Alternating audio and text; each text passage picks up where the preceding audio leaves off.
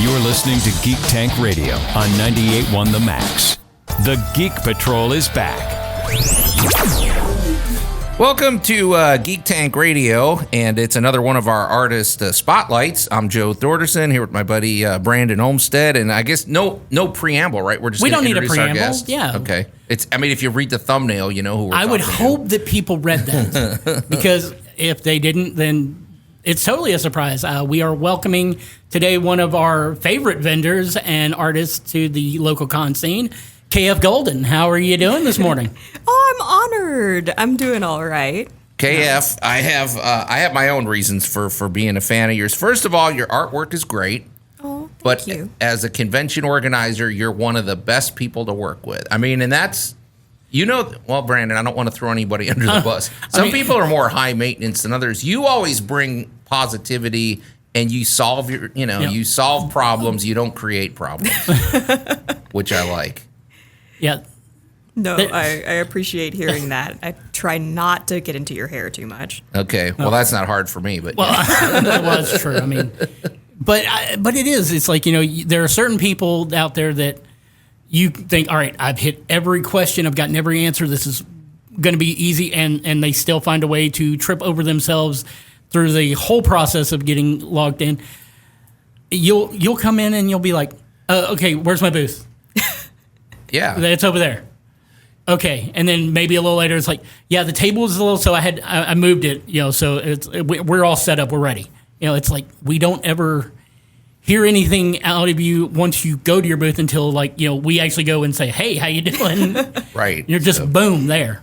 All right. Be self-sufficient. Yeah. Well, so what are we doing, Brand? We're going to get an artist journey, right? We've got to get the artist journey. We want to know what inspired you, what got you into art in general, then cons afterwards, and I think one of the best stories that we're going to get is about your transition from art on paper to art on skin, because as far as MCFC goes, you're like the first artist we've had that has gone into doing tattooing, and so much so that I want to make sure that when we kick MCFC back off, we get a venue where you can do that. If nothing else, just as a kind of a, this is how this works, and this is all the stuff I need to do, kind of deal. Nah, I would love to do stuff like that, honestly. Like, I've tattooed at a couple of conventions up to this point, but I'd love to add MCFC to the list. And we would love to add you to the list doing that because, again, I kind of trust you to pretty much run anything you plan to do. And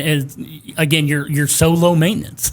But yeah, let's kick back as far back as you can remember. What got you into art to begin with? Oh, man. I feel like you probably get this a lot from other artists. Ever since I could pick up a pencil, kind of. Well, since you're only the third one, yeah. If we want to count it a lot, but it's I feel like that's kind of like a lot of artists that I know, especially the ones that we work with, or kind of have that backstory of since I could hold a crayon, I've wanted to do artwork. But I think that's kind of true for me too. Like, you're talking to someone who did take 4 years of art only to have to give up because of a hand injury. So, my stuff is very sketchy now. No, that would devastate me. I don't think I could do that. But I do work with both, so I'd have to have 2 hand injuries. Really? You can do art? You're ambidextrous? I'm better with the right hand than the left hand, but I can do both. Yeah. I haven't heard people that, okay, that's like in baseball, they call it switch hitting, where you can hit right or left. Really? I never knew that. It's called that and a few other things too. Okay, but now let me ask you. My grandpa was also actually a switch hitter in baseball. Really? So, that's a thing with my family. I'm ambidextrous. My little brother is too. But yeah, I paint with both hands sometimes, especially if the right one gets tired. I never knew that. Awesome. Okay, but how different does that does it change the look at all? Like, are you a different artist with your left hand or your right hand? Or I'm definitely more stable with my right hand, but sometimes I'll use both when I'm painting because I try to get that kind of flowy look. So, my left hand is a little bit less stable, and also everything is built right-handed most of the time. Right. So, even when I set up the table, everything is generally on the right side. Hold on, sorry. Yeah. And I'm not trying to sidetrack the conversation. No. But here's what I'm thinking. The artist brought science into it, and now Joe is fascinated. Well, here's what I'm wondering. So, okay, because the huckster in me is just thinking of what a show this would put on. would you be able to be like up at a pad and, like a canvas and work literally with both hands at the same time? Or do you have to switch? Oh, I mean, I do that sometimes with both hands. Like, I tend to do my line art with the right, and then sometimes I can do, like, color with the left. I'm just thinking how cool that would look if we got her in the piranha room or something. I knew that's where your brain was going. Is Joe was already thinking. Well, live art demonstrations, people like that. I've never seen anybody do two hands. They can use both hands under a black light. No, that's and that fun, would be though. amazing. I mean, I try to do like live art stuff even when I'm working at cons with you guys, though, too. Like, I do a lot of painting behind the table so that people can see what I'm doing. Yeah. Well, okay. Well, that's how is it that we've known you 10 years and just learned this today? So that's why we do these artist spotlights. The reason why we don't know that is because I don't know if you've ever realized, Joe, but we don't slow down that whole weekend. Well, that's true. I mean, how many times? You really don't. How many you guys times stay busy. have one of us stopped by the booth to say hey to you, and like before we even get a sentence out, someone is calling us to something else? Yeah. But Yeah, okay, that's very true. I had no idea. You may be called upon to to showcase that. Joe is like, all right, we don't have any money this year, but we've got to find a way to utilize this somehow, some way. But anyway, Y'all sorry. can just call me for things. Well, no, I'll I mean show up. as far as putting on an event this year, yeah. But we never really got a good answer. So how old and what is it? Because I feel like the first like maybe inkling of like I want to do this as a professional was probably when I was in middle school or early high school. I had a lot of friends that I used to just draw comics with when I was in class. We did like the little kid, like we had like shared notebooks, and one of us would sketch something in the notebook and then you would pass it on to your friend. So we'd pass notes, but we'd do it deliberately with like one of us draws a comic panel and then the next one will do a little comic panel and then pass it back. Now that's cool too. You don't have any of those left anymore, do you? I do, and they're so embarrassing because they're very clearly written by like 14-year-olds. Don't get rid of those. That's important for tracing your journey, though. We have one that we call the comic, and it's I think it's all of our notes that we passed back and forth for like the entirety of maybe my sophomore year of high school, and it's over 70 pages of comics because it was just me and like my 3 best friends at the time, and we would just pass it in between classes and do like 1 or 2 panels each and then like throw it back and forth. See, I have a feeling that this is not only is this an amazing story, but this is going to be an inspiration for people on how to pass notes in class and make it look like it was an assignment. Yeah, like I did watercolor, and so did my best friend that I started doing conventions with, and we would have a water bottle like underneath our desk because that was what we were allowed to have in class was the water bottle, but I never drank out of mine. I would dip my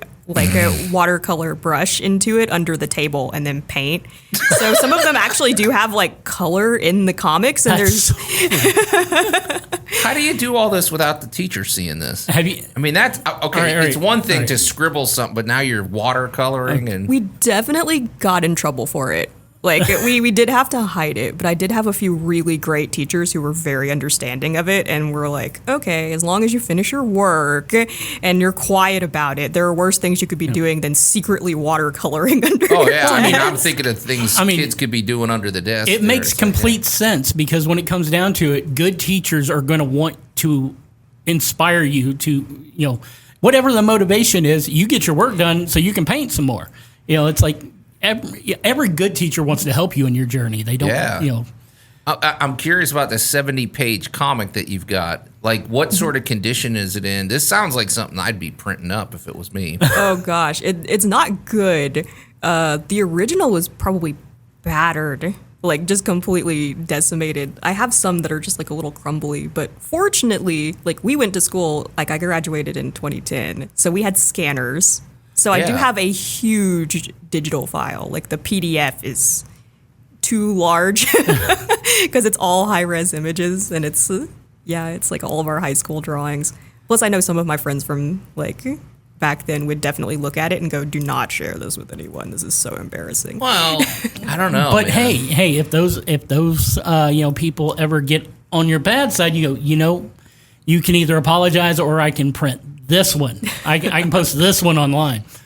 So That's really interesting because so you all were the underground sort of rebellious artists of the school. Yeah, making zines and stuff like that. That's and so then cool. The first person that I started doing your convention with, actually, we both used those comics in part to get a scholarship to Memphis College of Art. So we went to Memphis College of Art together. We graduated, and that's when we started doing MCFC. So Wait, what- it all connects. What year did you graduate? Because we have a great fondness for the College of Art, but I'm 2015 Memphis College of Art alumni.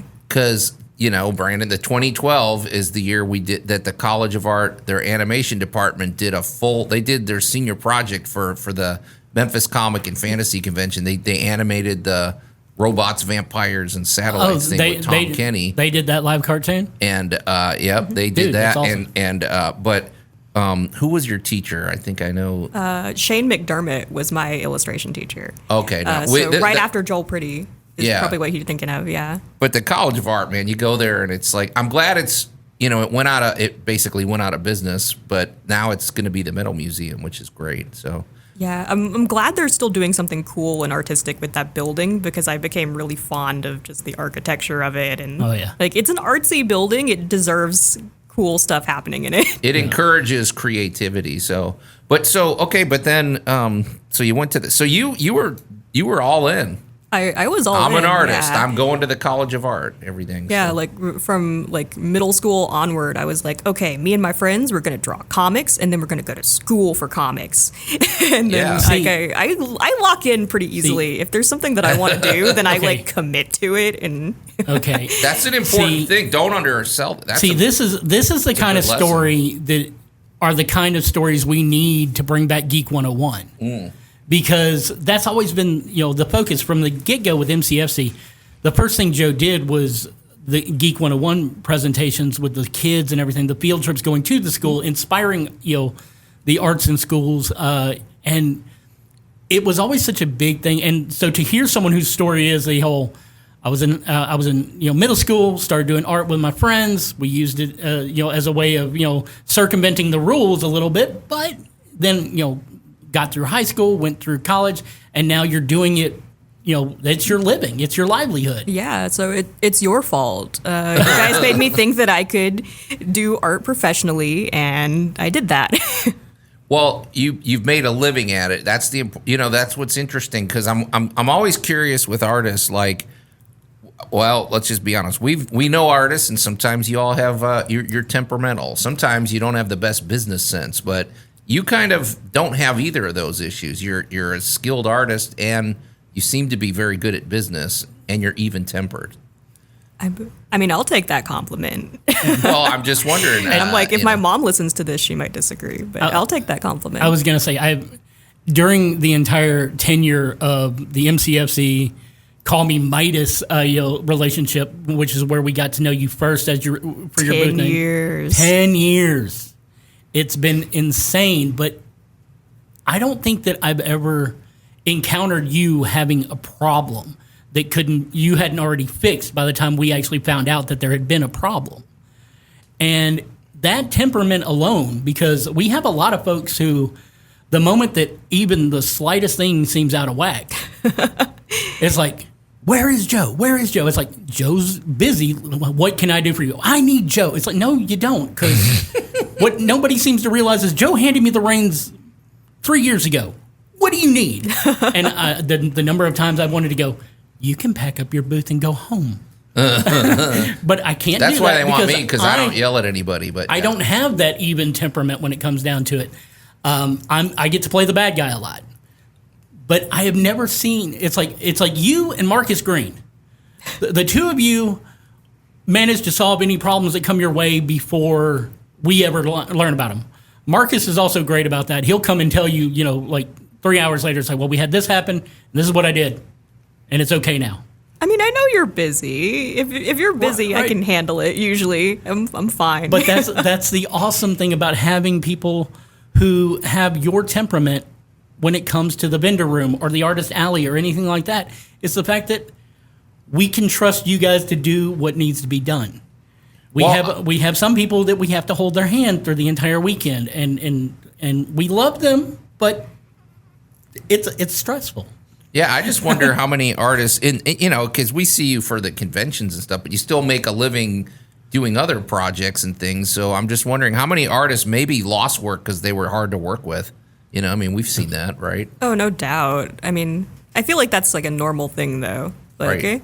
Yeah. part of being a convention artist is like the front-facing aspect of it too, right? Yeah. Especially with a tattoo artist, because you have to trust me not to hurt you too badly when you're sitting across from me. Right. So, Yeah. like, the front-facing aspect is, I think, important to like being successful, even though that does suck.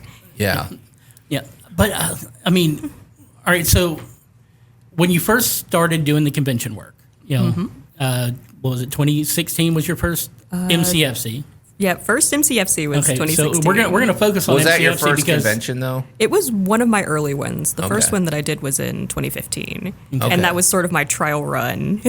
okay. What was that? Memphis Comic Expo in 2015 Okay, was I my wondered first about like that. Yeah, convention. we love Donnie, so it's Yeah. like That was their second year. So you got them early back when they were, I think they were still at the Agri Center. No, they were It at was that. it was at the Agri Center. Oh, it was? It was Okay. my first like big Memphis con where I was behind the table, because I had been an attendee like all through like middle school and high school of Yeah. conventions, but I had never had a table before until 2015. What was that like? Because, that's a big deal. Your first outing is at a convention. You're putting yourself out there. Oh, it was scary, but it was exciting too, because it was something that I'd wanted to do since I was a kid. Like when I was in middle school, when I was a little kid drawing comics under the table, like that was all happening at the same time that I think like the big anime boom was kind of hitting, like right around the 2000s to like the 2010s. I feel like geek stuff is cooler now than it used to be, but it was becoming cooler right around then. That was when like Tokyo Pop and like all of the other big manga companies were starting to bring comics over, like that you could actually buy physically already translated instead of reading them online. Like that, I feel like there was like an era there where like you really saw like this boom in like anime and manga specifically, and anime cons started popping up around the country. So I grew up in that. Right. So I already knew at that point that I wanted to work at conventions in some capacity when I got older. So like the first one in 2015 that I did was like that was a dream. And as soon as I did that one, I immediately brought like one of my friends, like one of my high school friends that I had done those comics with, and I said, we got to do these together. And then we did MCFC the next year.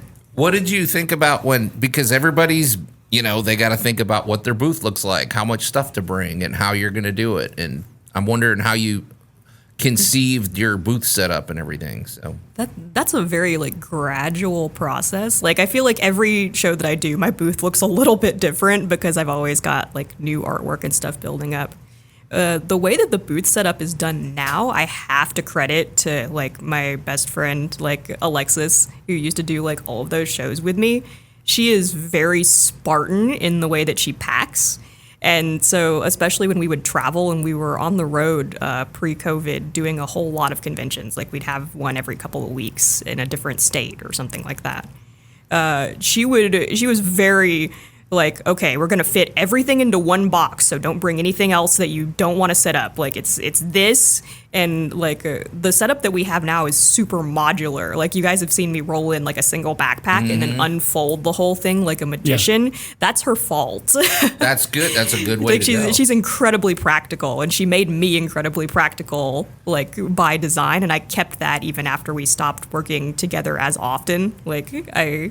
So a lot of my booth is kind of built for practicality. It's easy setup so that I can do it on my own. It's easy for people to browse through it. Like everything is sort of out and on the front, and then like composed into books portfolio wise. Like the setup is intentionally simple, like as far as I can make it, while still having over 100 products on the table. Yeah. Well, that's the trick with all this. Plus, sometimes, let's be honest, an artist booth for us is 8 feet wide by 6 feet deep. You don't have a lot of room to work with. So Yeah, and then you have the aspect of like some artists have their stuff that goes up in the back, but most of the time when I set up, I'm alone and I'm a little over 5 feet tall. So everything has to also accommodate me moving it by myself without being crushed like a bug underneath my own setup. that's true. Yeah. Yeah. Yeah, sometimes though, especially with artist booths, as they go up, I'm like, okay, I don't know how they're going to get that down. I don't know how I'm going to. Yeah, how do you reach down. that thing that's 10 feet off the ground that somebody's going to want to see? But somehow, some way, it happens. But you got to think that way because you might be driving 6 hours to get somewhere or flying or whatever. That's true. I've never flown for a convention. I've always driven, even if it was a long way to drive. Yeah. But yeah. What are some of your best convention memories or basically experiences? And it doesn't have to be ours, obviously, but like. Oh, man. As an artist, man, even last year when I was the guest artist at MCFC, that was like a big honor for me. That was the first time that I had gotten to do that. And so that was like a check off the bucket list. Oh, there you go. That's fun. When we did Haywood Comic Con a couple of years back, me and another like tattoo artist, Naomi, who works at Everlasting in Cordova, we got to tattoo at that one for the first time. And that was a new experience for us. And that was so much fun. Like we had so many people coming up and asking questions. Like my favorite thing that happened that whole weekend was a little kid who walked up to the front of the booth and looked at us and said, "Are you tattooing people?" And I looked back and went, "Yes." And he goes, "They let you do that?" And I was like, "Yeah, I know. I'm surprised too, That's actually." Sometimes I still feel that way. Other than that, like, I don't know. I get into more trouble than you give me credit for, I think. I mean, that's the thing. If nobody runs to us and says, "You won't believe what KF Golden's doing," okay. What is Midas doing over at the table? That means apparently you have learned that wonderful stealthy under the desk comic skill and you've utilized it at the cons. Oh, I got bounced from an anime expo one year right around 2017. I did get removed and then reinstated back in. And what happened there? So the creator of Yuri on Ice at the time had been traveling to different countries in order to do research for the movie Ice Adolescence that was supposed to come out that got canceled. Either way, I didn't hear that one. Yeah, either way, big like anime creator coming to the United States for the first time. She was going to be in Dallas, Texas. We canceled all of our prior plans so that me and my friends could go out to that con. And the first thing that happened when I walked around the convention center was that everybody recognized me because I always like do conventions anyway. So I spent the whole day wandering around and people asking me like, "Why aren't you at your booth?" Like, "Oh, I'm free range today. I'm unshackled." And then like the first thing that I did was they overbooked the venue. So I think they greatly underestimated how like excited the fan base would be to see the anime artist that does the ice skating anime. They greatly overbooked to the point where they had anticipated 50 people, and they sold about 400 tickets.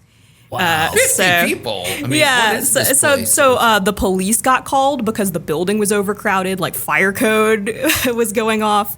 And at the same time, they were still trying to run the event. So they were like, "Okay, we're letting 50 people in and the rest of you guys have to stay outside." Wait, 50 artists? Like 50, like just people who had tickets for the con, like standard con. What kind of convention is that? That's like a dinner party or something. Right? Like they had the whole big convention set up, but for the meet and greet for this particular event, like for this panel, they had like 50 seats. And they may have sold about 400 or so tickets to it. But that doesn't sound like you're in trouble. You said you got booted. Oh, see, what happened was I'm 5 feet tall, and my best friend is 5 feet tall. And I looked at the crowd, and I looked at the security, and I said, "We can get back there." I'm not that big, and you're not that big. One of us can get into that room. So you're gonna do the old distraction. Yeah. So in my mind, I'm like, okay, I'm gonna like slide up behind the security guard, and then you go underneath the ropes, and you go in. I was gonna be the fall guy. Oh, that did not happen. I got her like under the ropes part of the way, and then the security guard just like picked me up under the arms. Like, no, really? like that's not gonna happen. And so they ejected me from the convention. But because the convention runners knew me, I walked around in a circle. Like I was sent out of the hotel, so I walked around the block and came back in through a different entrance. And, good for you. And talked to the convention heads. But I did get bounced from the one Yuri on Ice event that I went to. The one convention I've been to in the last 10 years that I didn't work at, I got kicked out of. Okay, see, there you go. You got to do if bad nothing planning. else, How did they only let 50 people into the main panel room? We'll get back to that, but all I know is that means that from here on out, we've got to make sure that they've got a table. Because because you'll work your way in anyway. As an attendee, they're trouble. Yeah. If you don't let me in and I don't have a table, then I'll slide in through some back room because I'm not very big and you'll never notice I'm there. Until security throws me out. And since you don't cause any trouble, we won't hear anything. Okay. Most of the time, I'm not trying to jump a line or slide under a security barrier. I mean, it also says that we can't ever have a really popular guest. If they're not in the right size room, that's okay. Well, no, but I agree with that. I mean, and I have seen this with a lot of conventions in the past few years where they underestimate the popularity of the guests they're bringing in or the event that they're doing, or as recently as knowing that you've got a multi-thousand attendee con that you just bought and you're going to cap the cosplay contest at 40. Oh yeah. I'm not throwing shade at any actual name. That was a little shade. Yeah. Well, yeah, you got to think realistically. And boy, the thing these days, if you do something that dumb, it's going to be all over social media. It's going to hurt it. Not you. I'm saying the convention organizers, because man, people. If I were you, I'd be indignant. It's like, okay, we came to see this artist, and you're only letting we 50 drove 8 people in here? hours This is to see that ridiculous. artist. They're lucky you didn't have like a riot where everybody was storming the room or something. So I don't know if ice skating fans are that intense. Is the thing. I don't know about ice skating anime fans, but I know figure skating fans are. Really? Fans of ice skating themed anime. I don't know about it. It was mostly, I feel like it was mostly cosplayers who were crying in the hallway, and I was sort of stepping over them, which is why I thought to myself, like, I can get to the front of the crowd. So you weren't trying to comfort anybody. You were in there like plowing through. See, that's funny. I love that mercenary mindset. Yeah. That's the kind of mindset you need to become a professional artist, okay? Yeah. That's makes perfect sense. Get it done. You got to be willing to step over some people. So is there, coming back to it, is there a convention that you haven't done yet that is like on your bucket list of events? Oh, yeah. Ooh. There's a lot of them out there. I keep joking that I have Momo FOMO. I've done MomoCon a few times, but because of the way that they cycle through their artists, I don't always get in, which is totally understandable. Is that the one in Atlanta? Atlanta. Okay. Yeah. That's a big one, right? Atlanta does everything big. That's one of my favorite cons to work for sure. Mm-hmm. Like my favorite out of state one, definitely. I love working MomoCon, but I'd love to do like Anime Weekend Atlanta or some of the other big Atlanta cons. Those would be fun. So you don't care about Dragon Con or any of that? Dragon Con intimidates me a little bit. Okay, explain that, because I've always been interested, because they have thousands of vendors almost, right? They do. At this point, and I feel like at least like at the place that I'm at now as an artist, I feel like there's a sweet spot for when I do well at a con. Like if it's a really small con, I can almost guarantee that I'm going to make bank as long as there's enough people, because a really small con actually if there's less artists, then I'm one of the top dogs, right? Like I'm a big fish in a small pond. So like I love doing a small local con because everyone knows me, like everybody trusts me already. Like I sort of have a big fish in small pond reach. Mid-sized con, I can do well at a mid-sized con. At a big con, there's more of a gamble because the competition's higher. And especially if I'm at a big con out of state, then I don't have that local recognition anymore, too. So Dragon Con scares me. That's a really big con out of state with a whole lot of competition. Yeah. So I'd love to do it one day, but it does intimidate me in a way that like something like MomoCon doesn't necessarily. Yeah. I don't know. It's what we haven't even described your work. How do you describe your work? Because I was just picturing where they might set you up in the vendor room or something. But most of my artwork, I feel like my like convention artwork and my tattoo artwork differs a little bit because I haven't been tattooing as long. But the artwork that I think most people know me for is my watercolor work. I do a lot of sort of whimsical kind of not anime, like not wholly anime inspired, but like sort of a blend of like anime and Western comics in like ink and watercolor mainly.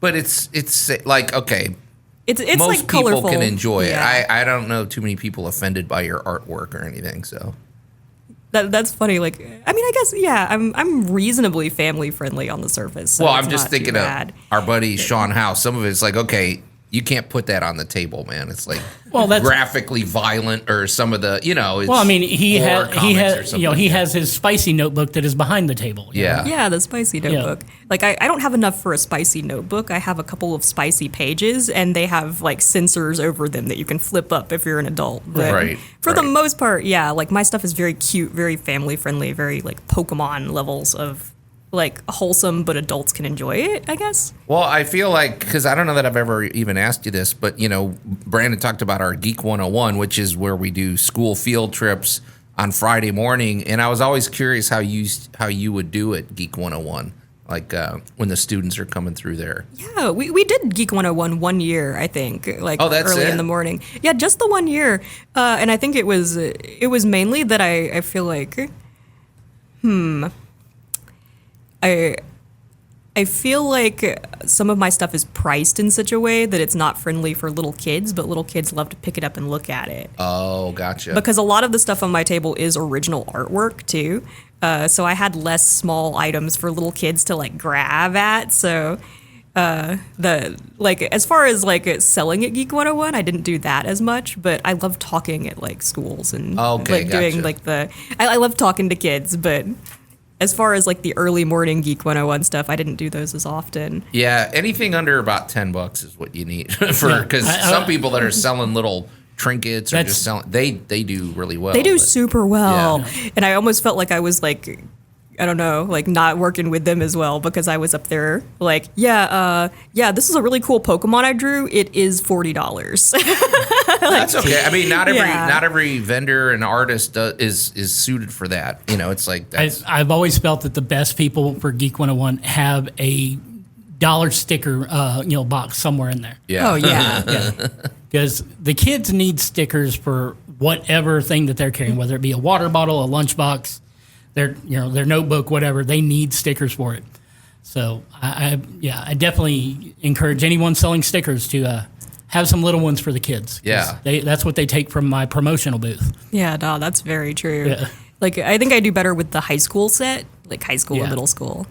I'm kind of curious though because we've followed your career just in the last 10 years. What it seems like you always feel the need to do something new. Is that kind of just your motif? Like do you feel like as a person and as an artist, you just always have to be evolving and I mean, growing? yeah, that's part of the process, isn't it? I don't want to be an artist that's like stagnant, that only draws the same kind of stuff all the time.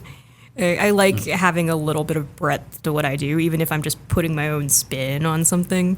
And then like just different mediums too. Like I wanted to move into tattooing because I wanted to try something new. Like Well, that was what I was curious about. Yeah. Like, when did that come about? Because I was thinking mostly of the mediums, not necessarily the styles and everything. But yeah, I mean, I love working in different mediums, but I went to Memphis College of Art where, like, I had been watercoloring for years in high school up to that point. I got my scholarship on watercoloring, and then the first, 2 years that I was in college, they told me, no watercolor, you got to learn to do other mediums. So they did, that thing you're really comfortable with? Yeah. We're not going to let you do that. We're not going to let you do that. Now it's acrylics. Now it's gouache. Now it's charcoal. They bring you out of your comfort zone a little bit.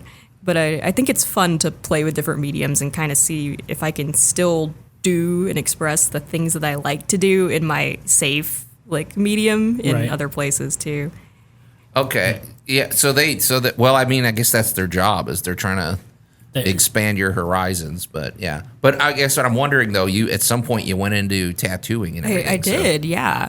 That was something that I had wanted to do for a while, but I mean, it's a difficult field to get into for a number of reasons, and not not without merit or warrant either.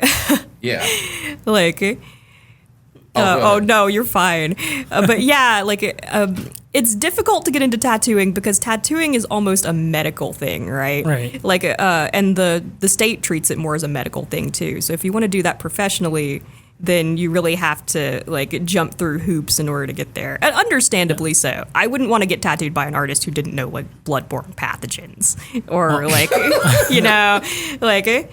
So that was more difficult for me to get into, but it was something that I had always wanted to do. Both of my parents are medical. Everyone else in my family works in medical. Really? Yeah, like my father was a paramedic for like 30 years, and he was a surgical tech. My mom is an open heart surgeon. She does heart transplants. So that had always been my fallback thing that I wanted to do if I couldn't do like comics and stuff like that was like medical illustration, right? Right. Like, I thought you meant, okay, if I can't make it as a convention artist, I'm going to become a heart surgeon. yeah, that too. That I'm not squeamish. Okay. And a lot of people know that I do like animal rescue stuff on the side too. So Oh, really? yeah, so like I'm not bothered by blood. I like artwork, but I also am a little bit of a mad scientist, and I like doing medical stuff too. All right. So All right. So This yeah. is explaining a lot. Okay.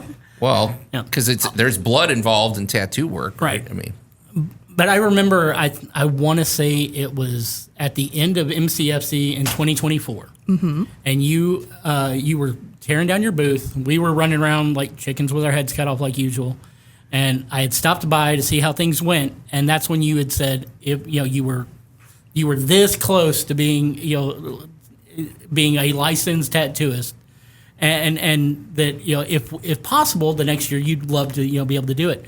And we had, so of course I hit Joe and Alyssa with it. Alyssa's excited. Joe's like, I don't. What would we need? Like, because I always think he about always liability, thinks about liability like, how and can the we get insurance sued and everything. doing this? So, and it yeah. was like, well, she said they say that they can get all this stuff. We just got to talk with the venue and make sure it's okay. And of course, the U of M Holiday Inn was very much like, no, understandably No. so. I understand. Like, but the thing is that you find out later on the Hilton, and this is after we've done the contract and we've got you coming in as the guest artist and everything else. That the Hilton would have been fine with it, but we didn't know. I mean, we're doing a 1-day event, for our 15th anniversary, and we didn't know because again we had been scrambling to find a venue, and it's all I kept thinking is like, I wish I had known so that I could have told you so you could have had all your stuff ready to go. But I was very much like, wherever we end up, with MCFC next, KF's got to be able to do the tattoo art. yeah, and I mean, we still had fun that weekend. I had fun. It was a blast, but it's like there's that point where I'm like, the things we could have done if we had just had more time to actually get our heads straight. Yeah, next time, like, we can figure it out, Yeah. because what I basically do is I rock up to the convention and set up, like, a Dexter kill room, like a sterile, like, my booth at Haywood with Naomi was essentially, like, okay, we've created, like, we had 2 booths crammed together, so it was a 16 by 16, like, sterile space, as well as we could keep it, Yeah. Well, that's what I wondered. So you've got to have, I guess, chemicals and things like that, and then things to make sure nothing gets on the carpet, or Yeah, right? I mean, we had tile flooring under there, so it wasn't too bad. But like, there's a list of like health department requirements, and then they come check us out like before the convention opens. I'm curious. I would have just given them, Directors Row 5 to be their own room. Yeah, Nobody goes in there unless they're there for the tattoo. Well, but I'm curious what the training's like for that, because I mean, there is a medical aspect to this, and then also, okay, it's not like you can go, oh, let me erase that. I made a mistake. It's like, you know what I mean? It's like you're playing with live ammunition here. I mean, but what is that training like to become a tattoo artist? Yeah, that's true. Yeah, like the medical aspect is what I was most interested in to begin with. The medical aspect plays into it all the way through, though, I think, because it's not just about like taking a color that you like from your ink bottle and putting it on the page. You're almost drawing on like when I talk to other artists, when you have like a brown piece of paper or like a different color of Crayola like paper that you're working on, like construction paper, instead of using like a white canvas, you have to like kind of learn color theory and accommodate like, okay, if I put this color blue on your skin tone, is it gonna look blue or is it gonna look a little green? Because like we that all kind have of different thing. skin tones. Yeah, so you learn to adapt to people's different skin tones and also their different skin textures too, because everybody has like a different sort of texture to their skin. Like I have some clients who are super sweet who are like in their 70s getting tattooed, and obviously like their skin is not as thick. You know, as I like tap my hand, and their skin is not as thick, so you have to be a little bit more gentle with how you inject the needle, like in different body parts. Like there's a fun science to it that I really enjoy. Like there's a science to any art form, like when you're mixing pigments, like when you're figuring out like how is this gonna dry, how is this gonna lay, is this gonna like be somewhere where it's going to hang and be in the sun, so I need to treat it a certain way. But with tattooing, that's almost always going to be in the forefront of your mind. The not just the artwork that you're doing now, but how is it going to look in 2 or 3 weeks when they're all healed? What if they scratch it? Like what if like my canvas walks away from me and then their dog puts their mouth on their leg? You know, like you have a whole other set of elements to play with that you have to keep in mind. Yeah, but what I'm also thinking is, okay, what does the classroom look like when you're doing that? I guess I'm just thinking, I'm thinking of the questions that might be asked or some of your classmates, and because you guys are all artists, and like we said, I mean, some artists are weird, some artists are very temperamental, and I'm just picturing what that classroom setting looks like as you're. Oh yeah, I mean, like with tattooing, you don't have a traditional classroom setting. Like it varies state by state, but I think the only state that has classes for tattooing, like official classes, is Oregon.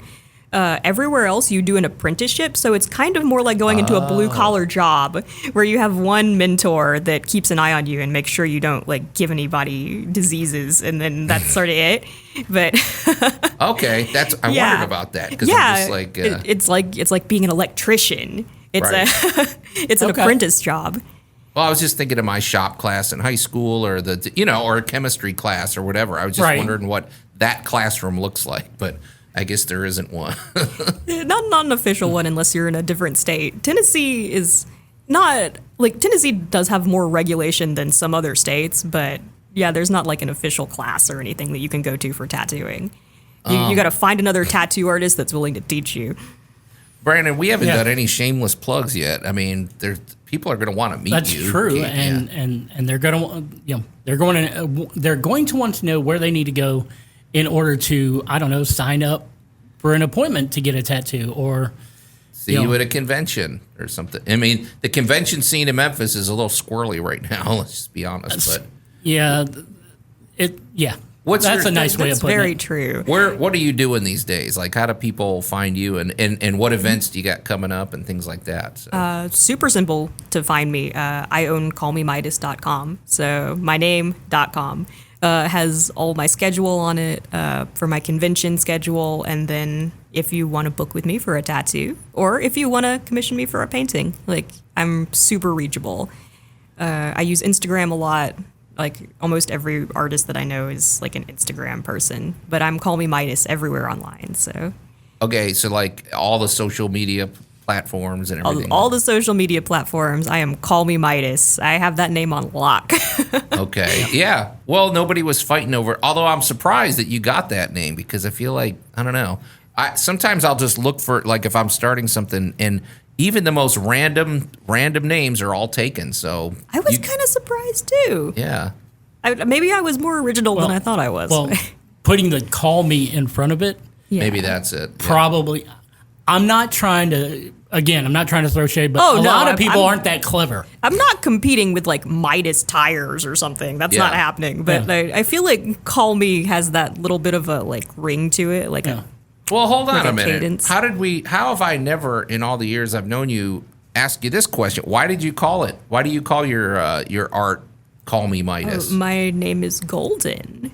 Okay, all right. Well, I knew it was KF Golden, but okay, I never connected that. Yeah, but my name is Golden, so I've got the golden touch.